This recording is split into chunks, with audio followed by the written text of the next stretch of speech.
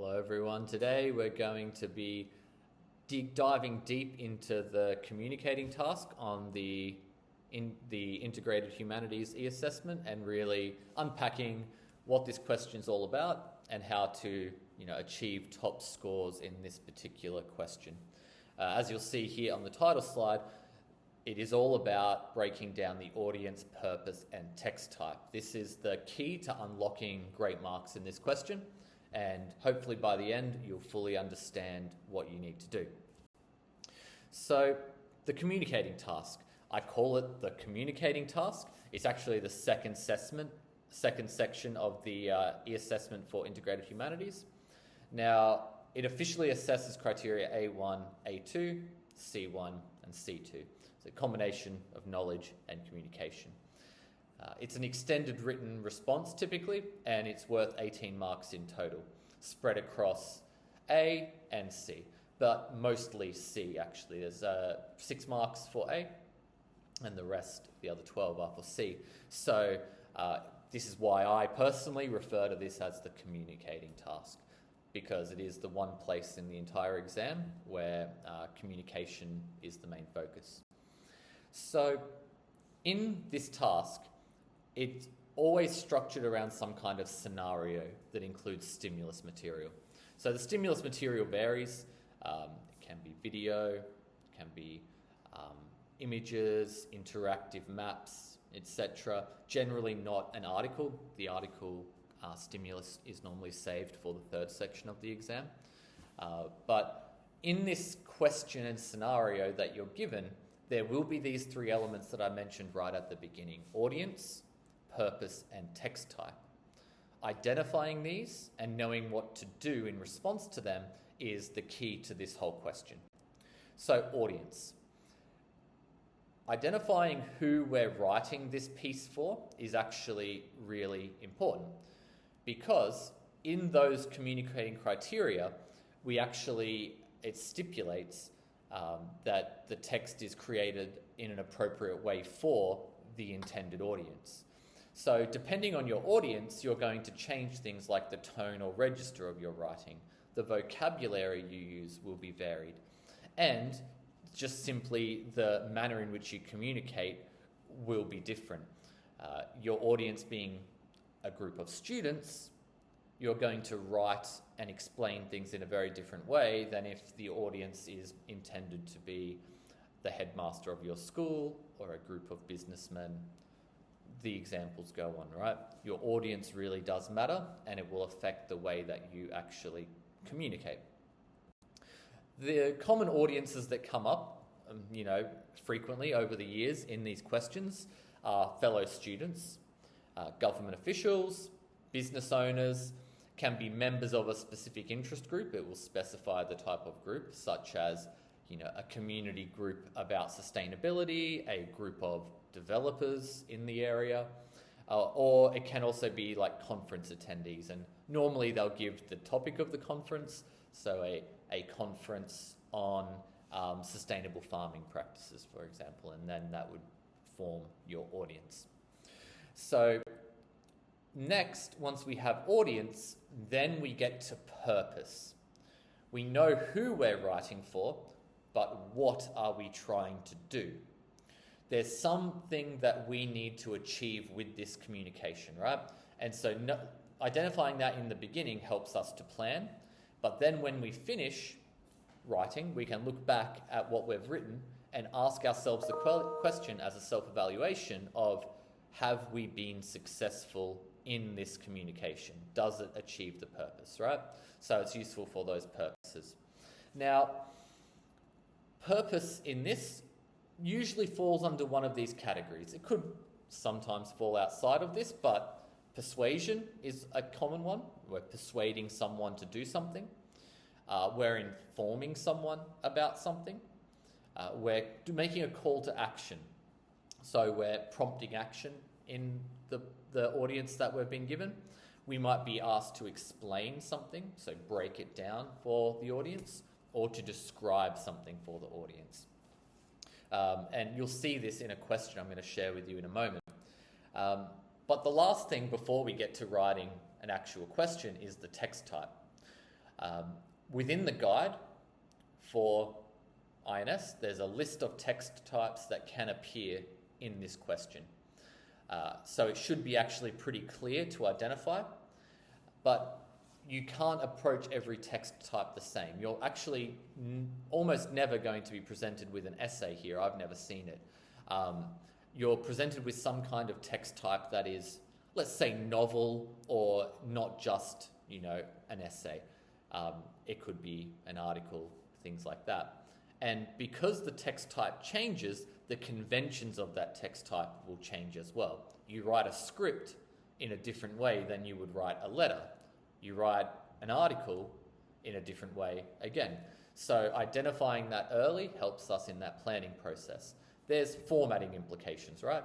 A letter, will be formatted in a particular way, addressing the recipient at the beginning, signing off at the end, whereas an article will have a title with some kind of catchy introductory sentence that pulls the reader in.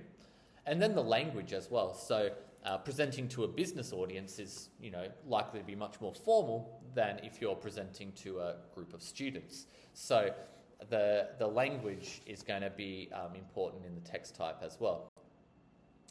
Now, these are a short list of the text types that you are likely to be asked to write. For a full list or to double check for yourself, you can look in the INS guide. But stories can happen. To be honest, don't really see stories very often. I can't recall the last time I've seen one in an e-assessment. Blog, though, very common. Articles are common. Speeches and scripts are increasingly common. I've seen them come up in a number of years. And they will usually specify the type of script. So is it a script for a commercial? Is it the script for a podcast? Because even that variation has implications as well. That the script for a commercial versus the script for a podcast will actually be very different. So you might need to pay attention to that as well. Other requirements. Other than audience, text type and purpose, usually there will be some kind of list of requirements under the question, things that they expect you to include in that piece of work. You must 100% include these things. For the C criteria, there is 2 marks where if you don't include these things, you will not get those 2 marks, right? So you're basically leaving marks on the table if you ignore those clarifying bullet points. They very often refer to structure or certain things like a catchy title that they want explicitly to be included. We'll see an example of that in a moment. So here is an example of an actual e-assessment question from a previous year. So you can see, if you read on the screen, that this is about an event your school is organising called Diversity Week. So they give you the context of Diversity Week. And in there, we can see that they've already identified the text type, a script for a podcast, as well as an advertisement. Now, we'll get to this in a second.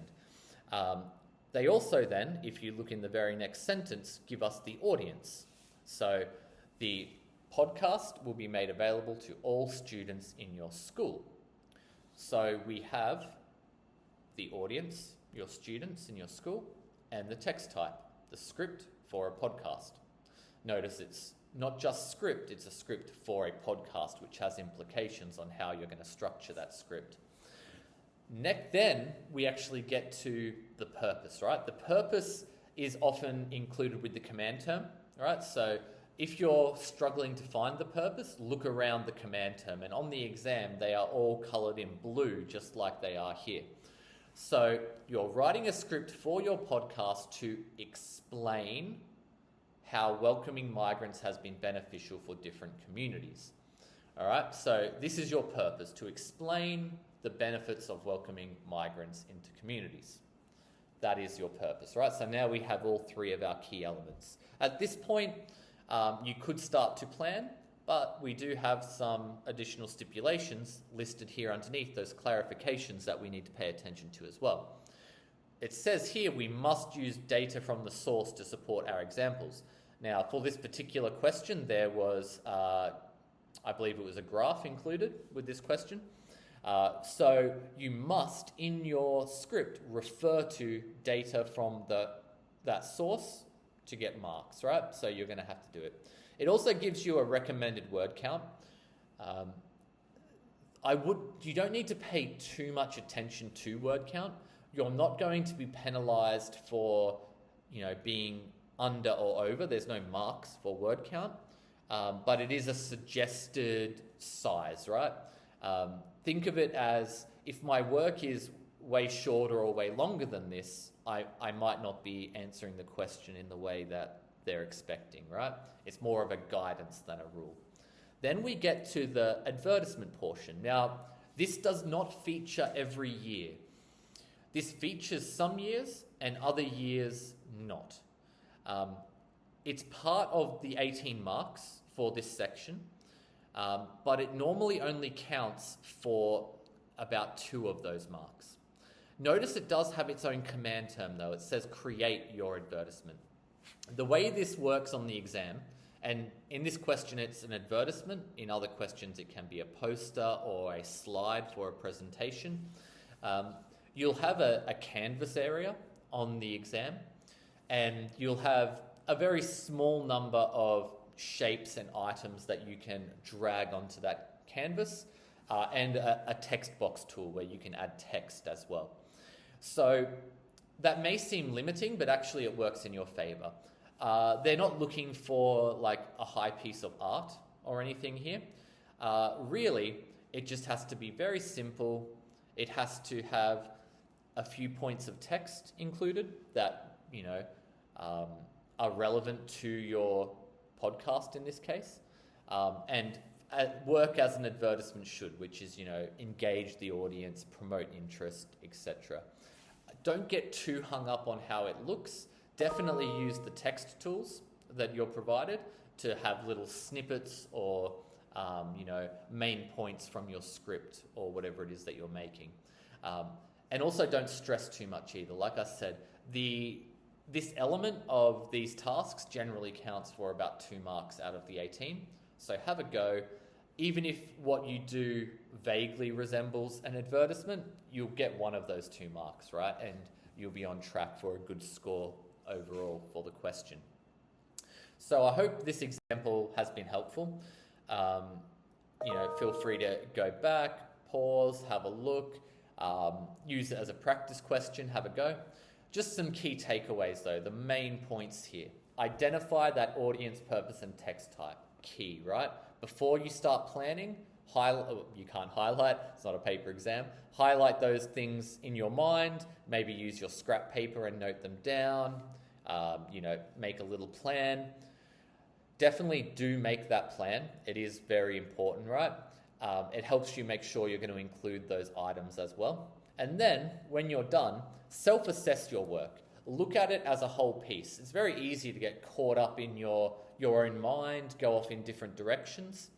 Look at your finished script or, blog or article, whatever it is you've been asked to create, and ask yourself the questions linked with audience, purpose, and text type. Does it achieve the purpose that it's been asked? Is it appropriate for the audience that I'm targeting? And is it a good example of this text type? Is it a good script? Is it a good article, etc., right? Then, if you have time and you answer no to one of those questions, you can go back and make some changes to get it more in line with what the task is asking. For now, that's really all I have to say about the communicating task. In some future videos, we might look at the rubrics for this kind of task and break them down a little bit further.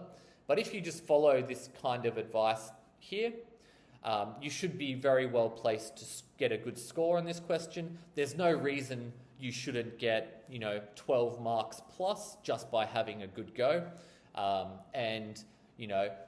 If you do a really good job, 18 marks, full marks for the question is definitely possible. If you have any questions, drop them in the comments below. I'll be happy to answer them either in the comments or as another video if I think it's a big question. Have a great day, everyone.